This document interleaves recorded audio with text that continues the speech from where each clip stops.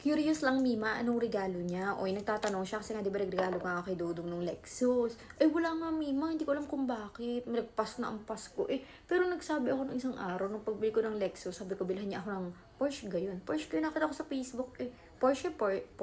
Hindi ko alam paano, aray ko, ang sakit. Nag-botox kasi ako, Mima, kaya medyo masakit yung pagmumukha ko.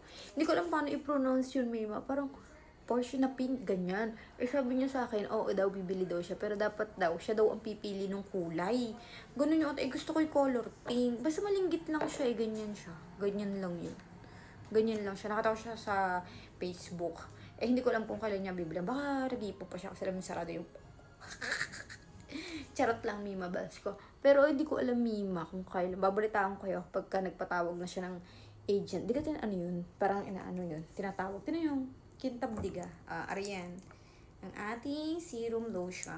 Lakas nga makapagpakintab nito kasi focus nga talaga to sa glass skin. Tapos ito, ating serum. I-try nyo. Pero para mas mabilis mag-ano kayo, rejuve muna kayo. So, ayan. Hindi ko alam, Mima, babalitaan ko kayo ha. Pero yun yung request ko. Nung pagbili ko, sabi ko, huy, bilin ako nung, yun nga, pinakita ko nga sa Facebook. Tapos sabi niya, o sige, basta akong pipili ng kulay ha. Eh, ayoko, gusto ko pink.